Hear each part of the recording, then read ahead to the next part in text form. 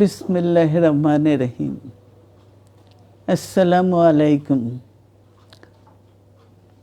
দীর্ঘদিন অসুস্থ থাকার পর আপনাদের সামনে কথা বলতে পারার জন্য আল্লাহর কাছে শুকরিয়া আদায় করছি। আমার কারাবন্দী অবস্থায় আপনারা আমার কারামুক্তি ও রোগ মুক্তির জন্য সংগ্রাম করেছেন, দোয়া করেছেন। সেজন্য আমি আপনাদের সকলকে ধন্যবাদ জানাচ্ছি। দীর্ঘ আন্দোলন সংগ্রাম ও ত্যাগের মধ্য দিয়ে আমরা ফ্যাসিবাদী অবৈধ সরকারের কাছ থেকে মুক্তি পেয়েছি।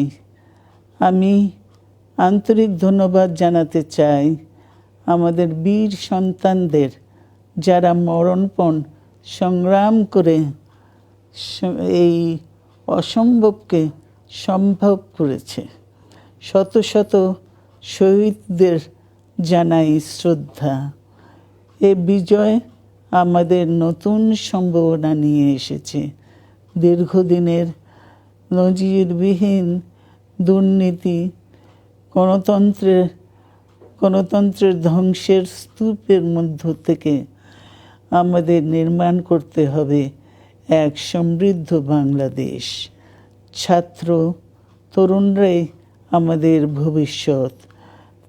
তরুণরা এই যে স্বপ্ন নিয়ে বুকের রক্ত ঢেলে দিয়েছে, সেই স্বপ্ন বাস্তবায়নে করতে মেধা, যোগ্যতা, জ্ঞান ভিত্তিক গণতান্ত্রিক বাংলাদেশ গড়ে তুলতে হবে।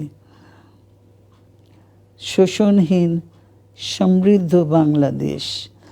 সকল ধর্মের গোত্রের অধিকার নিশ্চিত করতে হবে। শান্তি,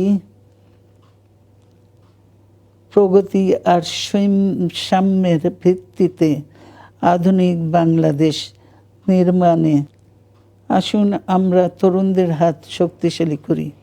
ধ্বংস নয়, প্রতিশোধ নয়, প্রতিহিংসা নয়, ভালোবাসা, শান্তি ও জ্ঞান ভিত্তিক সমাজ গড়ে তুলি। আল্লাহ হাফেজ। বাংলাদেশ জিন্দাবাদ।